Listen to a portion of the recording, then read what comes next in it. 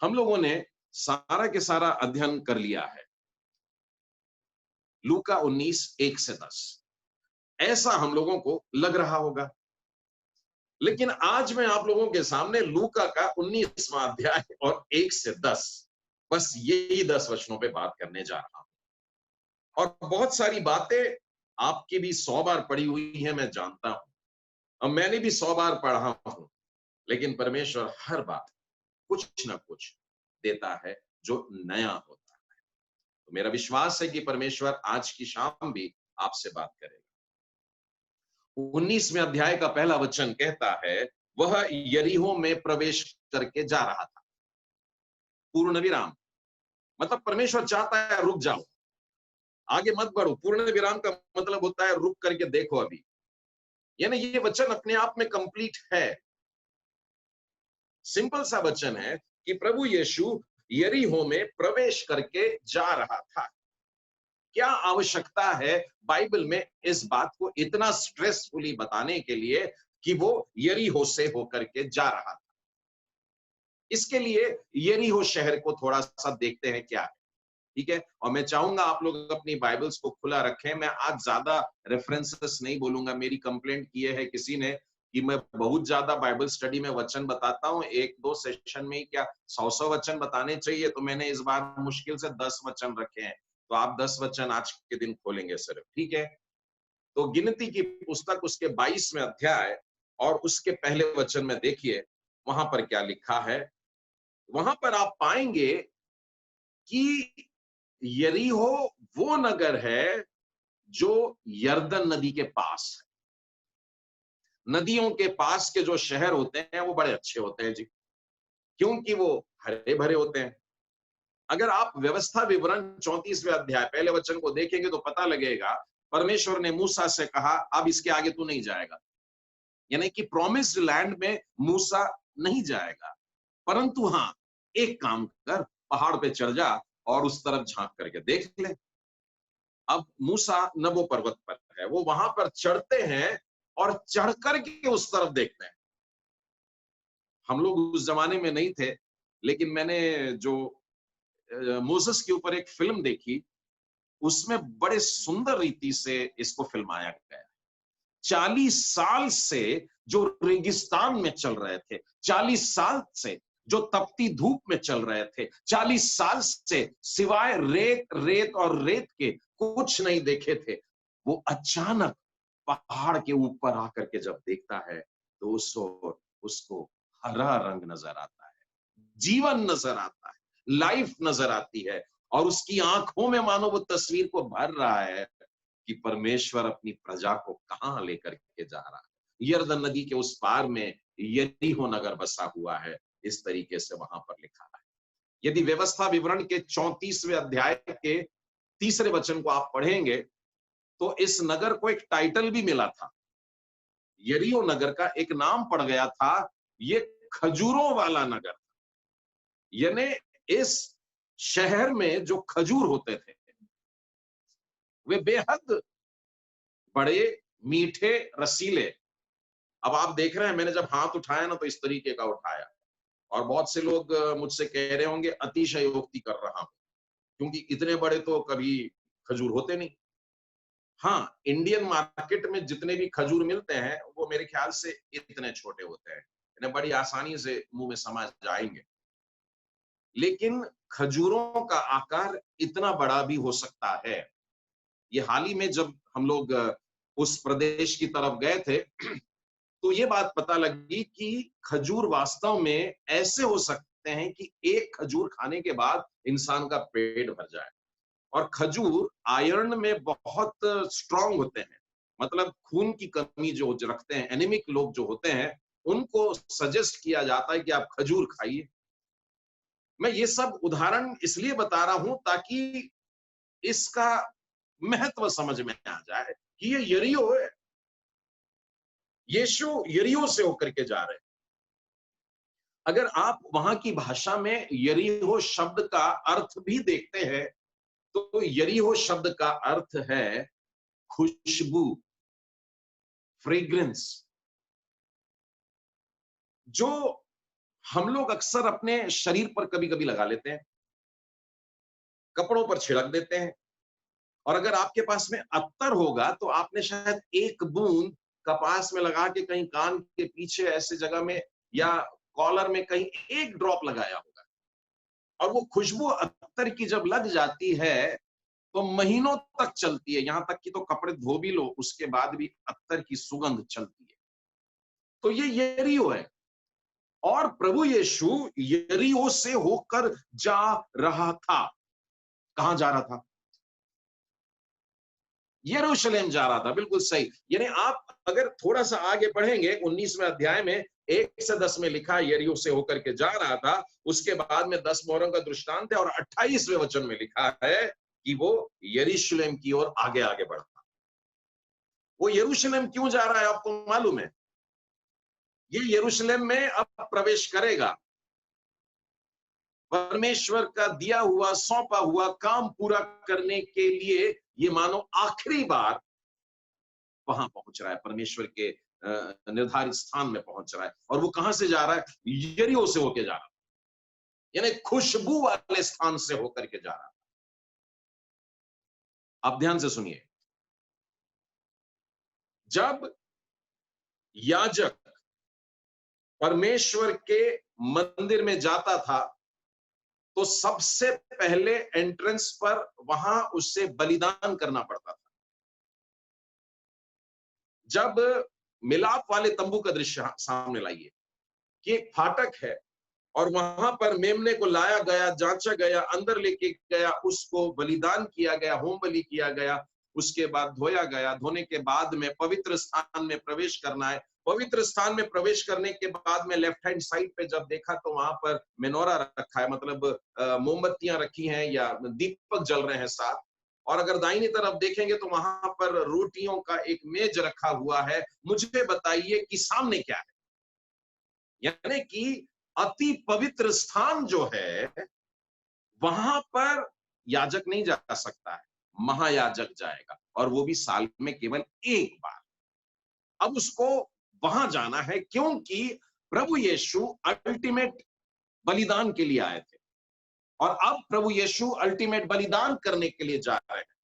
इसके बाद और कोई बलिदान नहीं है। देखिए, ध्यान रखिएगा, यीशु के बलिदान के बाद अब कोई बकरा चढ़ाने की जरूरत नहीं, कोई मेढ़ा चढ़ाने की जरूरत नहीं, कोई बछड़ा चढ़ाने की जरूरत नहीं। प्रभु यीशु एकमात्र आखिरी बलिदान। और अब वो पवित्र स्थान के उस पर्दे के पास में आ गए हैं जिस पर्दे के पीछे में अति पवित्र स्थान है, जहां पर परमेश्वर की महिमा निवास करती है या जहां पर परमेश्वर आकर के महायाजक से मिलता था, या जिस पर्दे के पीछे प्रभु यीशु को जाना है। लेकिन मेरा प्रश्न है, उस पर्दे के पीछे का नहीं, पर्दे के सामने का। उस पर्दे के सामने मालूम है क्या था? उस पवित्र स्थान में 3 आइटम थे, 2 मैंने बता दिया, एक तो दीप स्तंभ था और दूसरा रोटी की मेज थी और तीसरा जो ठीक सामने था वो थी धूप वेदी। और धूप वेदी 1 फुट बाय 1 फुट की ऐसी लंबाई चौड़ाई की और करीब 3 साढ़े 3 फुट ऊंची ऐसी इस जगह पे सामने रखी हुई और जहां से पर्दा खुलता था उस जगह पे रखी हुई, जब तक वहां पर खुशबू ना रहे तो आराधना वहां की स्टार्ट नहीं हुई। मतलब उस स्थान को खुशबू से भरना है और इस स्थान को, जो खुशबू का स्थान है, चीर करके आगे बढ़ने का है। खुशबू के स्थान में रुकने का नहीं है परंतु आगे बढ़ने का है और आगे बढ़ करके वो अति पवित्र स्थान में जाकर के बलिदान का लहू छिड़कने वाला है। लूका 19:1। और भी बहुत सी बातें हैं पर समय को बात ध्यान में रखते हुए आगे चलूंगा। लेकिन आप परमेश्वर से बुद्धि मांग करके, पवित्र आत्मा की सहायता मांग करके इन वचनों को पढ़िएगा, इसमें बड़े बड़े रहस्य छुपे हुए हैं। खैर आगे बढ़ते हैं। दूसरे वचन में लिखा है, वहां जक्कई नामक एक मनुष्य था जो चुंगी लेने वालों का सरदार था और वह धनी था। एक बात देखा मैंने कि वहां पर एक आदमी था जिसका नाम जक्कई था। अगर मैं इस नाम के अर्थ को भी सोचता हूं तो जक्कई शब्द का अर्थ होता है शुद्ध, क्लीन, प्योर। प्रत्येक जन अपने को स्वच्छ रखना चाहता है, साफ सुथरा रखना चाहता है। और इस व्यक्ति का जो नाम है, ये ही ऐसा नाम है जो कि कहते हैं शुद्ध। लेकिन अभी थोड़ी देर में पता चलेगा कि लोगों की नजर में क्या था, लेकिन नाम था इसका जक्कई। और इस यरीहो नगर में इस एक व्यक्ति का नाम जक्कई लिखा है, और लिखा है ये चुंगी लेने वालों का सरदार, कैप्टन था, ऑफिसर था, यानी चीफ जनरल मैनेजर था वो। ये जितने भी टैक्स कलेक्शन करते थे उनके ऊपर का वो मेन ऑफिसर था, टैक्स कलेक्टर था। इस बात पर, या उनका सरदार था, इस बात पर भी जोर दिया गया है। मैं चाहूंगा कि ये भी समझें कि इसके बारे में इतना बताना काफी नहीं था क्या कि वो यीशु को देखना चाहता था, नाटा था, चढ़ गया पेड़ पर। नहीं, ध्यान रखिए, ये चुंगी लेने वाला या चुंगी लेने वालों का सरदार था। मैं आपको मत्ती रचित सुसमाचार में उसके 21वें अध्याय में लेकर के चलता हूं, और वहां 31वां वचन, 31, देखिए क्या लिखा है। इन दोनों में से किसने पिता की इच्छा पूरी किया है? यहाँ पर प्रभु यीशु मसीह एक दृष्टांत बता रहे हैं कि बेटे को बोला गया काम कर, एक ने बोला अब भी जाता हूं, पर गया नहीं, और दूसरे ने बोला नहीं मैं नहीं जा सकता, पर बाद में पछताया और चला गया। ठीक है, तो प्रभु यीशु पूछ रहे हैं इन दोनों में से किसने पिता की इच्छा पूरी की? उन्होंने किया, पहले ने।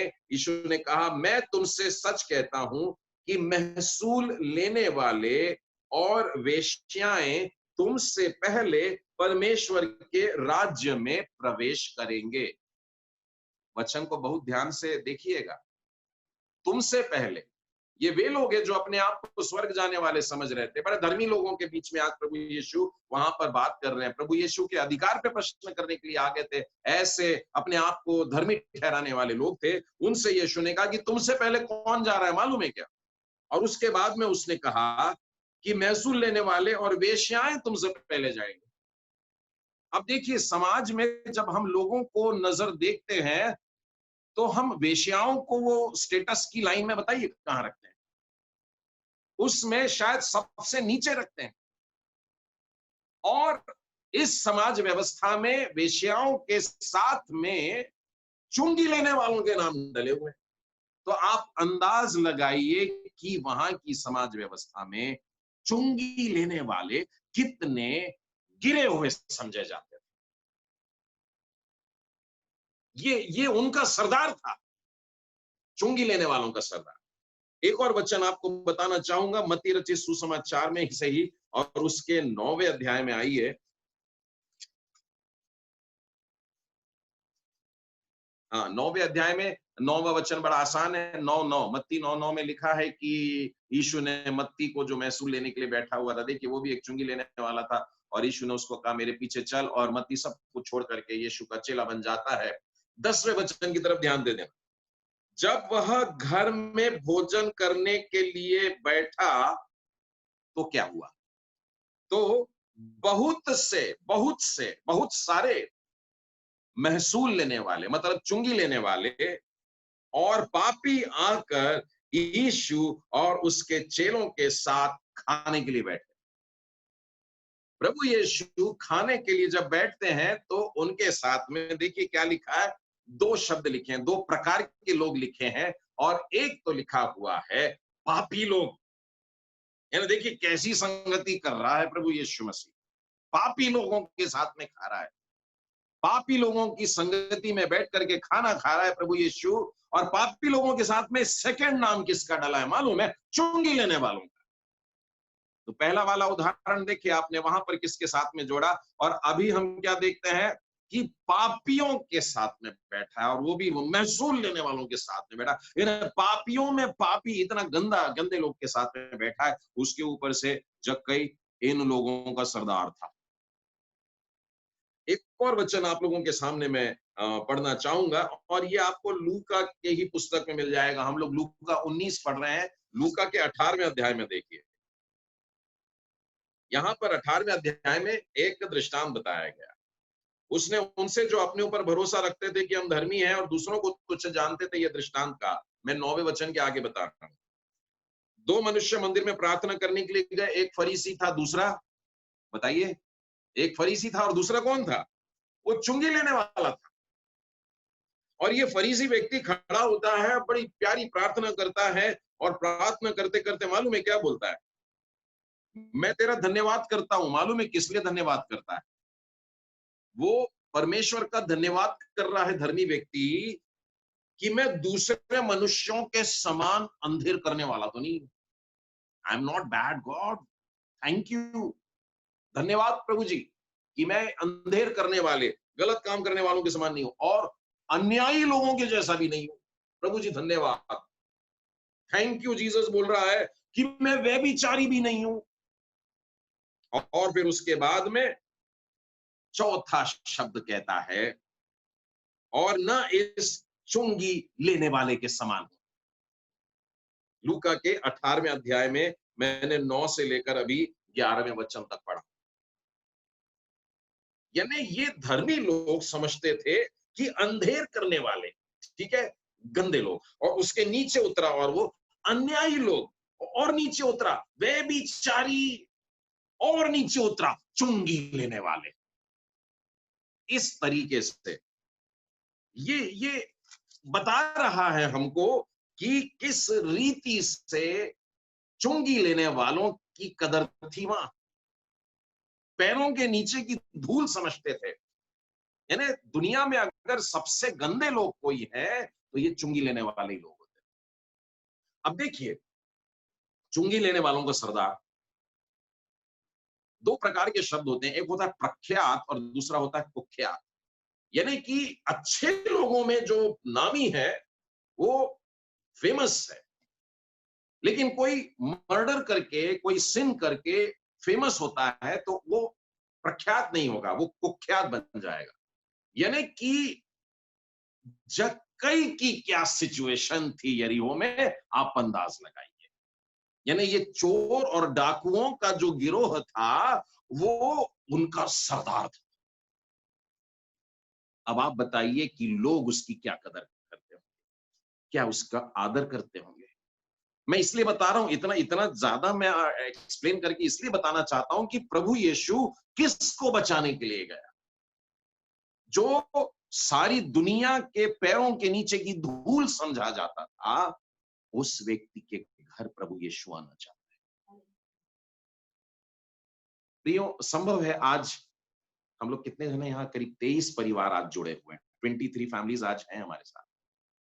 संभव है आप अपने परिवार में कुछ ऐसा महसूस करते हैं या आपके करीबी जन कि हमारा घर कोई रिस्पेक्ट नहीं पा रहा है। लेकिन एक बात बताना चाहता हूं इस घटना से, लोग चाहे कुछ भी कहेंगे, प्रभु यीशु आपको बड़े प्यार से देखता है, बड़ी बड़ी गहरी नजर से देखता है। आपने भी शायद अपने आप को कभी इतने प्यार से नहीं देखे होंगे, क्योंकि आप खुद जानते हैं कि अंदर कैसे हैं। जक्कई को भी मालूम था वो अंदर कैसा है, वो भी अपने आप से प्यार नहीं करता होगा, लेकिन प्रभु यीशु ने उसके घर में आके सब उल्टा पुल्टा कर दिया। प्रभु यीशु मसीह के चेले को भी यही शब्द है, इन्होंने दुनिया को उलट पुलट करके रख दिया है। सच में यही जरूरी है। अगर आज आप निराश हैं, यदि आज आप परेशान हैं, यदि आज आप दुखी हैं, यदि आज आपके घर में आंसुओं की धारा बहती है, तो आज जक्कई की कहानी आपके घर में खुशियों को लेकर आने वाली है।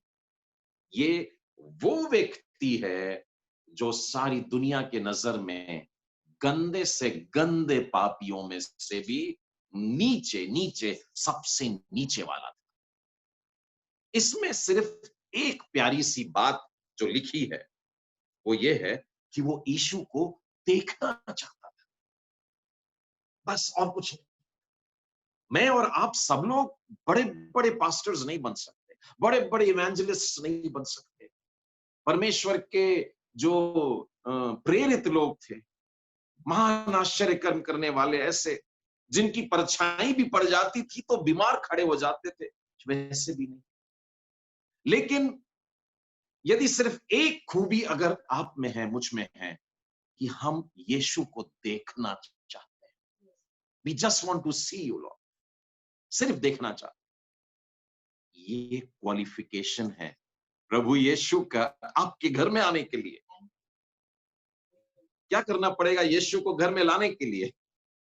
मैं एक बार अपने एक गैर मसीह मित्र से बात कर रहा था और उसने 7 दिन की छुट्टियां लेकर के रखा, एप्लीकेशन दिया और मैंने कहा कि भाई 7 दिन छुट्टी क्यों ले रहा है? तो बोले हमारे जो धर्म गुरु हैं वो आने वाले हैं। अच्छा, तो कैसी तैयारी चल रही है? फिर उसने लिस्ट बताया कि मुझे इतनी सारी शॉपिंग करनी है और फिर उसके बाद में उन्होंने बहुत बड़ा विथड्रॉल भी किया बैंक से। मैंने कहा ये किस लिए? तो बोले इसमें से कुछ उनको देना पड़ेगा, वो आ रहे हैं, उनके आने का और उनके जाने का और उनके रहने का और उनके ऐसे-ऐसे करके तो लाखों का एक बिल उसने मुझको बताया कि ऐसा करना होगा। जक्कई धनवान था, लेकिन प्रभु यीशु उसके धन को नहीं देख रहे थे क्योंकि वो गलत तरीके से कमाई हुई दौलत थी। आपको मालूम है बाइबल में भी ऐसे उदाहरण हैं जहां पर परमेश्वर ने बोला नहीं वो नहीं चाहिए मुझको, वो कलंकित है, वो ऐसी चीज है जो जो अशुद्ध है और जो अशुद्ध है मेरे सामने लेकर नहीं आना। नहीं तो चोरी का माल है, बैंक से डकैती कर लिए और लाखों का माल ला करके चर्च में चढ़ा दिए। बताइए परमेश्वर ने ले लिया क्या उसको? क्या परमेश्वर ऐसे धन को हाथ लगाएगा जो अन्याय के द्वारा कमाया हुआ है? प्रभु यीशु उसके घर कोई डोनेशन मांगने के लिए नहीं जा रहे थे, परंतु कुछ देने के लिए जा रहे थे। आपके घर में आने के लिए प्रभु यीशु कुछ नहीं मांगता। आपके परिवार में आज खुशी देने के लिए प्रभु जी आपसे कुछ नहीं मांगेगा। आज आपके घर में वो आना चाहता है, लेकिन एक बात पर ध्यान देना, यीशु तब आएगा जब आपके घर का मुखिया यीशु को देखने की इच्छा रखता है। क्या प्रभु यीशु को नहीं मालूम था कि जक्कई की एक पत्नी भी होगी? क्या जक्कई के 2, 3, 4 बच्चे भी होंगे? जक्कई के बहुत सारे रिश्तेदार होंगे। मैं बाइबल से और भी बहुत सारे उदाहरण बता सकता हूं जहां पर परमेश्वर ने घर के मुखिया को बोल करके आशीष दी है कि ये वाली बातें तेरे लिए है, मानना तो मैं तेरी पत्नी और तेरे बच्चों और तेरी खानदान को आशीष दूंगा, तू मानेगा तो मेरे मित्रों, मैं बहुत सारी जगह जब जाकर के प्रचार करता हूं, चर्चेस में 90% महिलाओं को देखता हूं, लेकिन बाइबल का परमेश्वर कहता है कि तेरे मुखिया घर का मुखिया पति को कहा गया। पिछली बार हम लोगों ने यूहन्ना के 4थे अध्याय पर भी बात की थी। वहां पर आप देखते हैं वो स्त्री जो पानी भरने के लिए आई थी, वो भी बाइबल की बातें कर रही थी और वो आराधना की बात कर रही थी और वो इतिहास की बात कर रही थी, बाप दादाओं के समय की बात कर रही थी। यीशु ने बोला 1 मिनट तेरे पति को बुला के ला। क्या कारण हो सकता है? बाइबल में मैं और भी बहुत सारी जगह देखता हूं कि प्रभु यीशु ने इस प्रकार की बात कही है जहां पर घर के मुख्य व्यक्ति यानी कि पति या पप्पा जो है, यानी एक मम्मा है, एक पप्पा है और मान लीजिए बच्चे हैं, तो पप्पा की रिस्पॉन्सिबिलिटी है। बहुत से घरों में पप्पा लोगों ने धर्म का काम पत्नी को सौंप दिया। ये बाइबल है, तू करेगा, तू करेगी। मैंने कई बार चर्चेस में जब कहा कि ब्रदर आप प्रार्थना करेंगे, तो ब्रदर ने धीरे से मिसेस को टोहनी मार दी, तू कर ले। हम लोग अपनी आशीषें खुद खो देते हैं, भागते हैं हम लोग और परमेश्वर की आशीष प्रभु जी लेके खड़ा है, ले मैं तेरे लिए उद्धार लेकर के आया हूं। आज मैं सारे हस्बैंड्स से, सारे पप्पा लोगों से, सारे बिग ब्रदर्स लोगों से कहना चाहूंगा कि अपनी इस बात की जिम्मेदारी को समझें। आपको मालूम है प्रेरितों के काम के 16वें अध्याय में पौलुस और सिलास रात के समय लिखा हुआ है, परमेश्वर के भजन गा रहे थे और तभी एक आश्चर्य कर्म होता है और सारे बंधन खुल जाते हैं और सारे बंधन जब खुल जाते हैं तो जेल खाने का सूबेदार अपनी तलवार निकाल लेता है और अपने आप को मारने पर ही था कि अंधेरे से वहां से पौलुस और सिलास आत्मा में होकर के देख रहे हैं सारी बातें और चिल्लाते हैं उस सूबेदार से कि सूबेदार तू अपने आप को चोट मत पहुंचा, हम सब लोग यहीं पर हैं। गीत गाने वाले, भजन गाने वाले और जेल खाने में जितने कैदी लोग थे, उन्होंने देखा अरे दरवाजे खुल गए, पर नहीं हमको तो वचन सुनना है।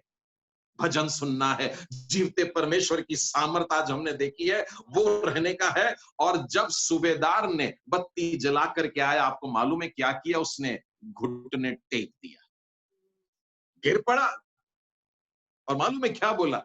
हे सज्जनों, उद्धार पाने के लिए मैं क्या करूं? प्रश्न देखिए, बड़ा स्वार्थी वचन है। उद्धार पाने के लिए मैं क्या करूं? यानी मैं उद्धार पाना चाहता हूं, मैं क्या करूं बताओ? आपको मालूम है परमेश्वर की आत्मा ने उनके मुंह से क्या बुलवाया? प्रभु यीशु मसीह पर विश्वास कर, तब तू और तेरा घराना, इसलिए कि तू विश्वास करेगा, तेरे घराने को आशीष मिलेगी। तो मेरे प्रिय भाइयों, मैं बहनों नहीं बोल रहा आज, प्रिय भाइयों, बाइबल पढ़िए और उसमें से आपको पता चलेगा कि परमेश्वर आपसे क्या कह रहा है। जब परमेश्वर ने आपको एक आज्ञा दी है, मैं पत्नियों के लिए पढ़ता हूं कि वे बड़ी अधीनता से अपने पति के साथ में रहेंगी, लेकिन पति के लिए बहुत भयानक है।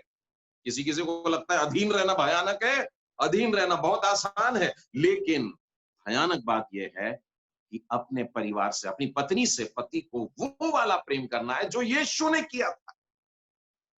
यीशु ने कौन सा वाला प्रेम किया सोचिए, बलिदान का, जिसमें कोई स्वार्थ नहीं, अपने आप को दे देने का, जिसमें प्रभु यीशु का गुण भरा हो, ऐसा पति होना है। तो ये पति पत्नी जब बिल्कुल बढ़िया रहेंगे, तब उनकी संतान जब आती है, तब वो परिवार में आशीष आएगी। यदि परिवार का मुखिया यीशु को खोजता है। मैं कई फैमिलीज में जाता हूं और फैमिली वाले अक्सर मुझसे कहते हैं कि ब्रदर, हमारे बच्चे हमारी नहीं सुनते। मसीह परिवार यानी बचपन से जब पाया, वो परमेश्वर के वचन ही पाया, लेकिन सुनने को मिलता है कि बच्चे नहीं सुनते। गलत काम माँ बाप नहीं सिखाते हैं। शैतान अपना काम कर रहा है। अब जरूरत है कि ये युद्ध लड़ने के लिए अपने बच्चों को मैदान में अकेले मत छोड़ दो। माता पिता, जिस रीति से तुमने अपने बच्चों को हाथ पकड़ के चलना सिखाया ना, बच्चा पहले ऐसे ही पड़ा रहता है, मालूम है। फिर जिस दिन करवट लेता है ना, माँ बाप यार तो आज हमारे बच्चे ने करवट लिया, फोटो भी लिए। हम लोगों के टाइम पे तो मोबाइल नहीं थे, लेकिन आजकल लोग मोबाइल से करवट लिया, पलटी मारने के बाद में फिर एक फोटो लिए, और फिर उसके बाद में वो जब चार पैर पे चलने लगा तो फोटो लिए, फिर उसके बाद में दीवार को पकड़ करके एक बार खड़ा क्या हो गया तो फोटो ले लिए, और एक बार एक कदम चल के गिर पड़ा, एक कदम चला वो वाली भी फोटो ले ली। अपने बच्चे को हाथ पकड़ करके हम लोग संसार में चलना सिखाते हैं। बाइबल कहती है अपने बच्चे को हाथ पकड़कर परमेश्वर के पीछे चलना सिखा। व्यवस्था विवरण का 6वां अध्याय पढ़िए और उसके बाद में 8वें अध्याय में आशीषों में आइए, आपको पता लगेगा कि मम्मा पापा को मिल करके ये काम करने का है। And it begins with father. पप्पा से शुरू होता है। पप्पा और मम्मा दोनों मिल करके एक परिवार को आगे लेकर के चलते हैं। अभी पता लगेगा कि ये जक्कई है, ये पप्पा है, और ये पेड़ पर चढ़ करके बैठ गया सिर्फ इसलिए क्योंकि यीशु को देखना चाहता था। उसके अंदर एक कमी थी, वो नाटा था। मेरे मित्रों, हम लोग भी कोई बहुत ऊंचे नहीं है, पर अगर हम में इच्छा है यीशु को देखने की तो काफी होगा। सिर्फ नाम शुद्ध रख लेने से शुद्ध नहीं होते हैं। नाम शुद्ध था जक्कई का, उस शब्द का अर्थ भी शुद्ध है, लेकिन उसके जीवन में क्या भरा था।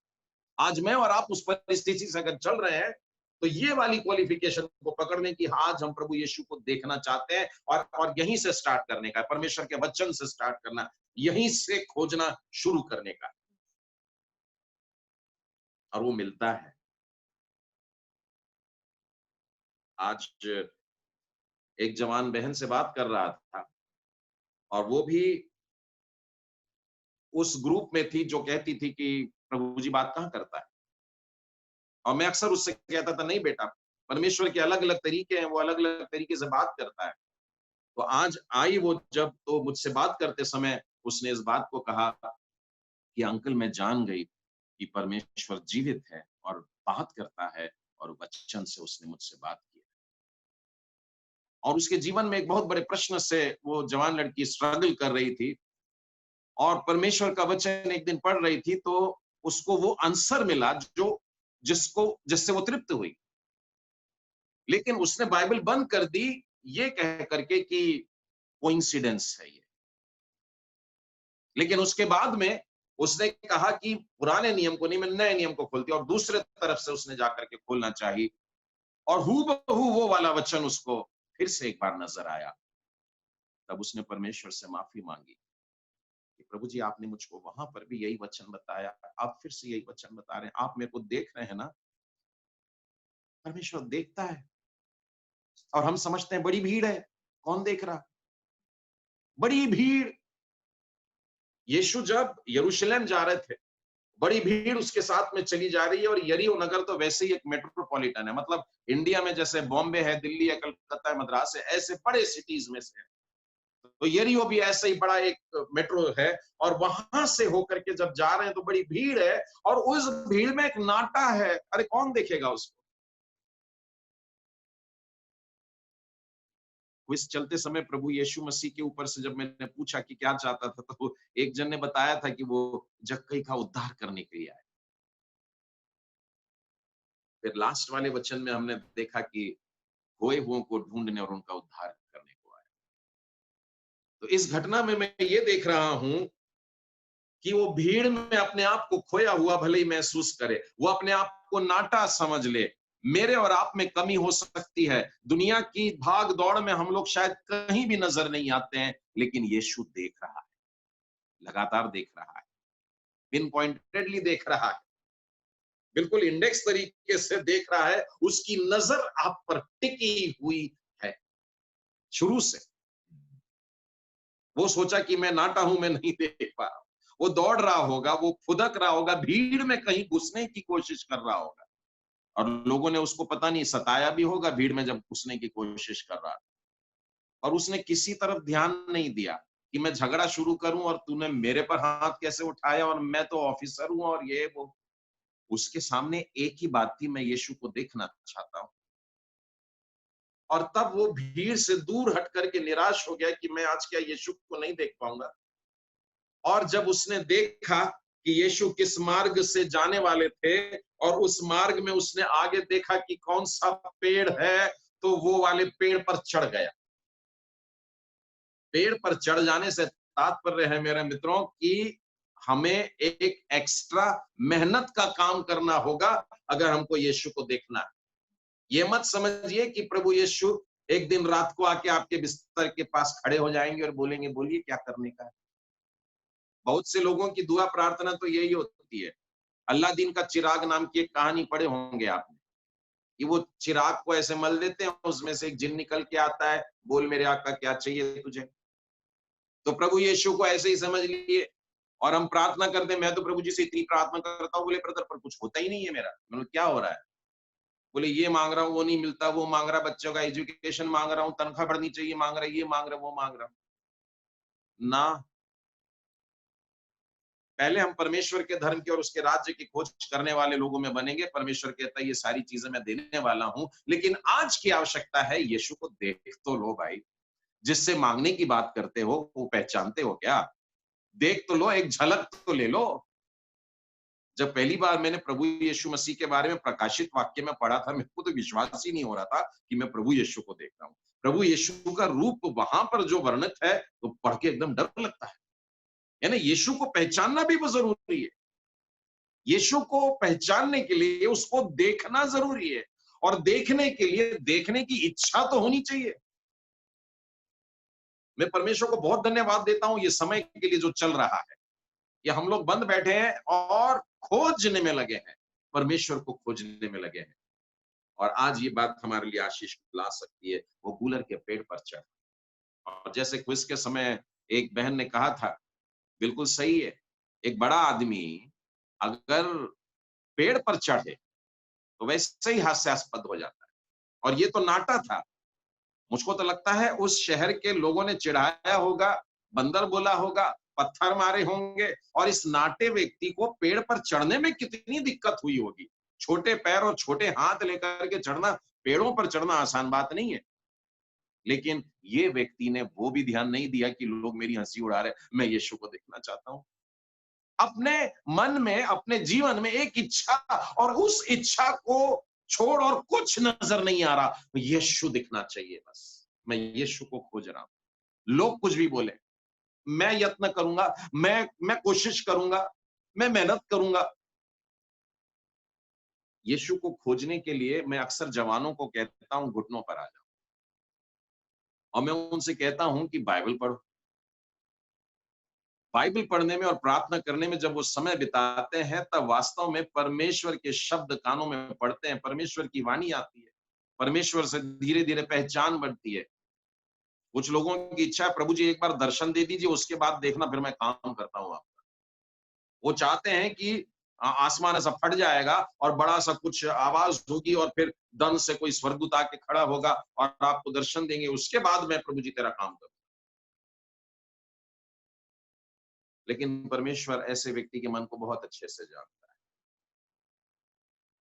जक्कई के मन को जानता था कि मेरे पीछे भीड़ भीड़ चल रही है, लेकिन जक्कई मुझे देखना चाहता है। एक बार प्रभु यीशु के पीछे में ऐसे ही भीड़ चल रही थी, और वो भीड़ के चलते चलते प्रभु यीशु भीड़ में रुक गए और बोले, मुझे किसने छुआ? और उसके चेले ने उत्तर दिया, प्रभु जी आप कैसी बात करते हो, ये भीड़ की भीड़ तो आपको टच हो रही है, धक्का दे रही है, और आप बोलते हैं किसने आपको छुआ? यीशु ने कहा, हाँ, किसी ने मुझे अवश्य छुआ है, क्योंकि मेरे अंदर से सामर्थ निकली है। आज प्रभु यीशु जब यरीहो से होकर के जा रहे हैं, तो प्रभु यीशु ने मानो उस भीड़ में रुक करके ये पूछा, मुझे किसने देखा?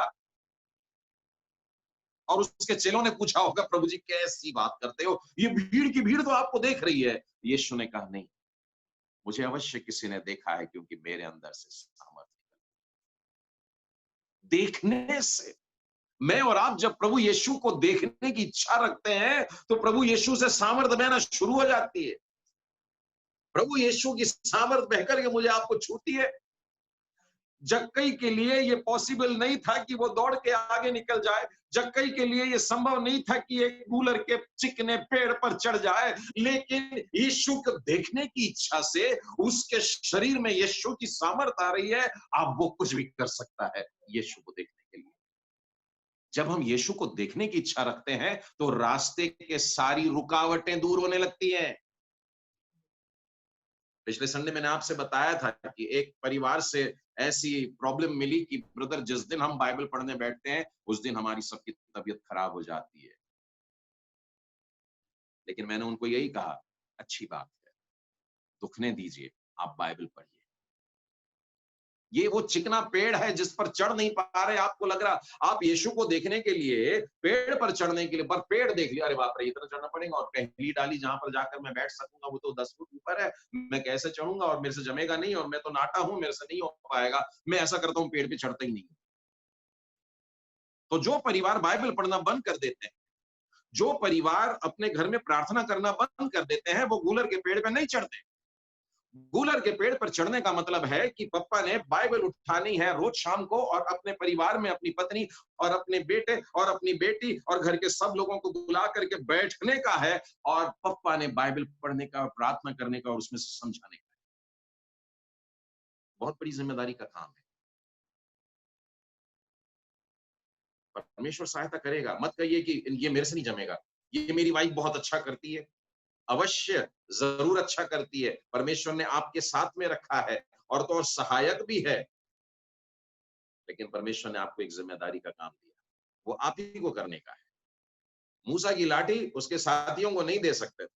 मूसा लाठी उठाएगा, मूसा ही उठाएगा। तो अपनी जिम्मेदारी किसी और को ना दें। प्रभु यीशु मसीह जब उस भीड़ में चलते चलते चलते चलते जा रहे हैं, तो लिखा है, जब यीशु उस जगह पर पहुंचा, चलते चलते प्रभु यीशु की भी धड़कन तेज हो रही। जब हम किसी से प्रेम करते हैं और उसके आमना सामना होने वाला है, तो बहुत धक धक होती है। और जब वो उस पेड़ के करीब आ रहा था, तो उसका सारा ध्यान था कि आज मैं इसके घर में जा रहा हूं, और मालूम है जब वो वहां पर पहुंचा तो लिखा है कि यीशु ने ऊपर दृष्टि की।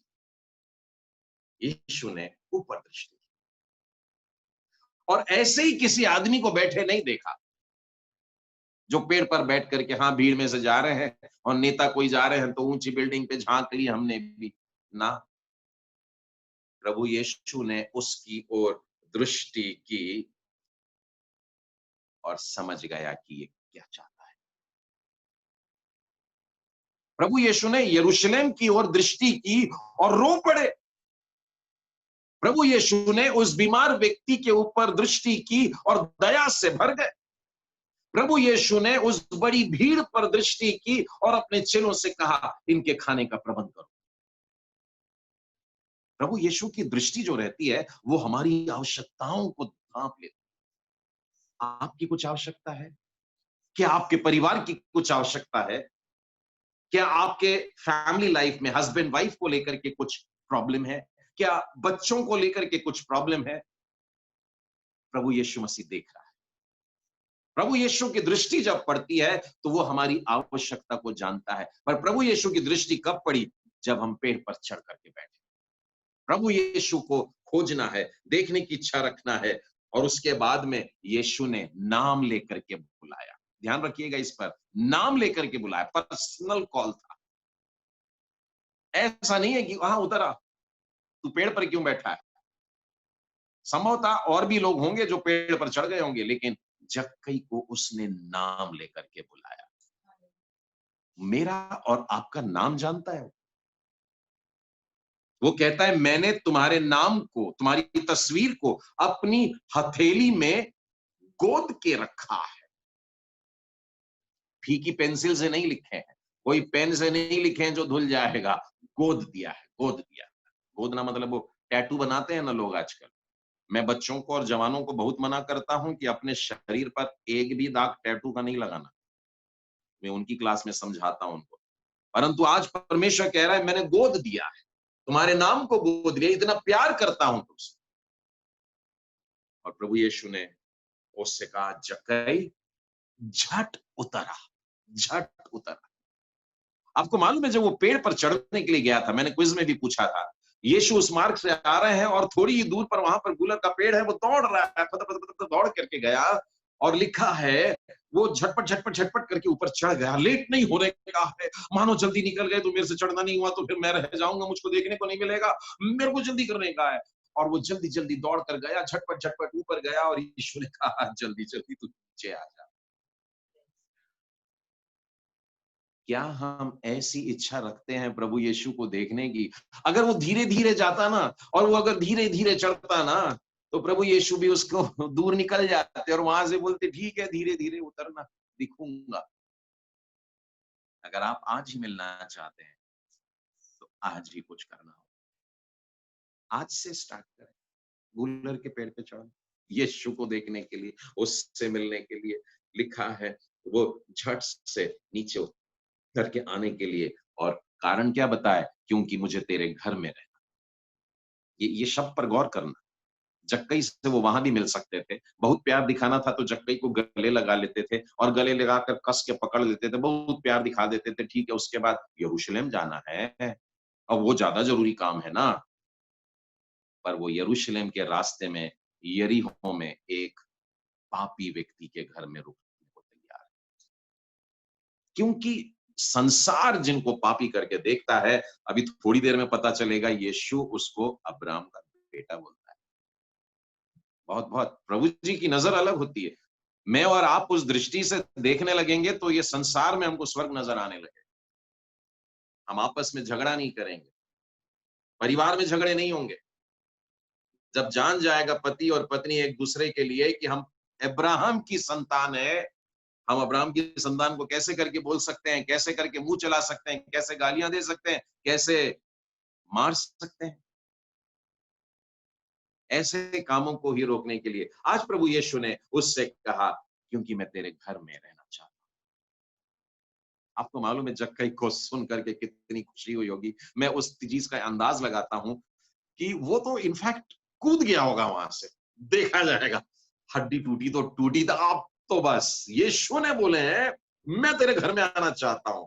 यानी अब तो मैं जी भर के देखूंगा, जी भर के बात करूंगा, मैं यीशु को हाथ भी लगा लूंगा और मेरे बच्चे भी आकर के यीशु की गोद में बैठ जाएंगे। मैंने सुना यीशु बच्चों से भी प्यार करता है और मेरी पत्नी के लिए भी वो प्रेयर कर देंगे, मेरी पत्नी स्वस्थ हो जाएगी और घर के सारी समस्या दूर हो जाएगी। 3 साल से सुन रहा हूं, बड़े बड़े काम करता है, मैंने तो सोचा भी नहीं था कि यीशु मेरे घर में आएगा। यीशु खुद बोल रहा है कि जल्दी से नीचे आ, मैं आज तेरे घर में रहना चाहता हूँ। कूद पड़ा वो, लिखा है उछलता कूदता हुआ, आनंद करता हुआ, बिल्कुल नाचते हुए डोलते हुए जा रहा होगा। दुनिया कुछ भी बोले, मेरे साथ में यीशु है। जीत गया, आज तो बड़ी जंग जीत गया। हम्म?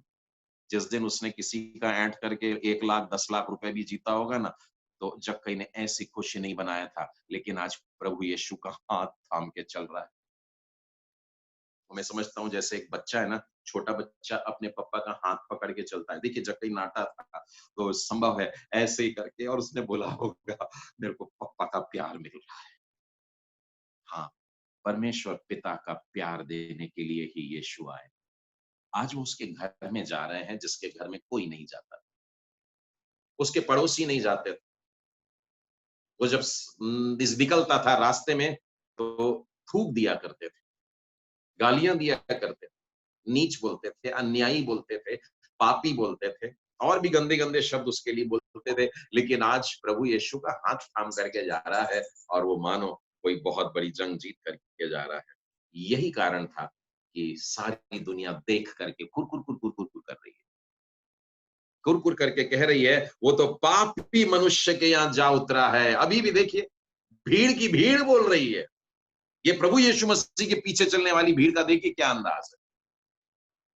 मैं और आप जब प्रभु यीशु मसीह के पीछे चल रहे हैं आज, तो क्या हम भी कहीं ऐसा ही तो नहीं कर रहे हैं कि ऐसे लोगों को पापी कह रहे हैं, या लोगों को पापी कह रहे हैं और अपने आप को कह रहे हैं हम बहुत अच्छे हैं। जो दोष लगाता है उस पर भी दोष लगाया जाए। अगर आपने वो व्यभिचारिणी स्त्री का पोर्शन पढ़ा है तो वहां पढ़ा होगा, यीशु कुछ जमीन पे लिख रहा है। मनुष्य अपने जीवन में वो सारी बातें करता है, लेकिन जब दूसरों में देखता है तो फट से उंगली उठाता है।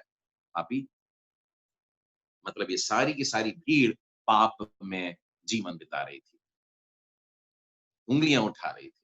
लेकिन उस भीड़ में केवल एक व्यक्ति था जो आज पश्चाताप करना चाह रहा था।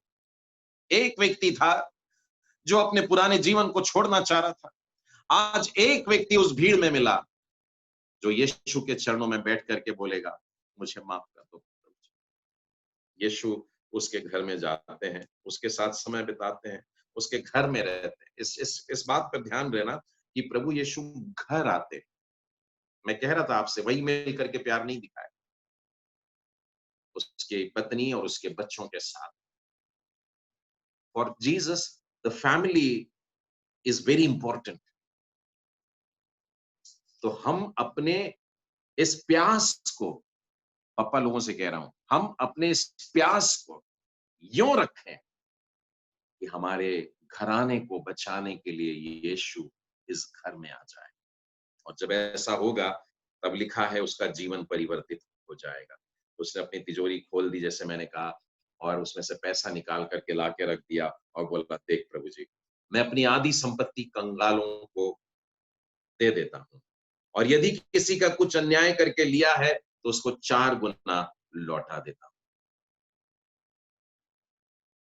यीशु ने उससे कहा, आज इस घर में उद्धार आया। प्रभु यीशु उस घर में आ चुके थे, तो इन्हें घुसते ही साथ नहीं बोले, आज तेरे घर में उद्धार आया है। जिस समय जक्कई ने पश्चाताप किया, जिस समय जक्कई ने मन फिराव किया, जिस समय जक्कई ने अपने पुराने जीवन को छोड़ करके एक नया जीवन शुरू करने की बात कही, उस घड़ी में प्रभु यीशु ने कहा, आज इस घर में उद्धार। और पूरे घर के लोगों को ये ब्लेसिंग प्राप्त होती है। आज इस घर में यही आशीष हम में से प्रत्येक को मिलनी है। हर एक के घर आने के लिए बोल रहा है, क्योंकि प्रभु यीशु हर एक का उद्धार चाहते हैं। अगले वचन में यही लिखा है, मनुष्य का पुत्र खोए हुओं को ढूंढने और उनका उद्धार करने के लिए आया। मैं चाहता हूं मेरे प्रियो, आवश्यकता तो इस बात की है कि हम लोगों को अब उजाला दिखाएं। ये समय है कि इस वायरस के कारण जबकि लोग निराश हैं, दुखी हैं, मेरे और आपके पास में जीवन देने वाले प्रभु यीशु का वचन। मैं जीवन देने के लिए आया और बहुतायत का जीवन देने के लिए आया। तो इससे पहले कि हम यीशु को दूसरों के घर में लेकर के जाएं हाथ पकड़ के, पहले हमें यीशु का हाथ थामना, यीशु को हमें खोजना। यदि हम में कहीं कुछ कम है, तो आज की रात उद्धार की रात बना लेते हैं।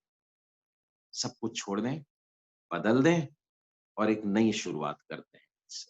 ताकि आज से हमारे परिवारों में शांति, आनंद और उद्धार रहेगा। आइए हम प्रार्थना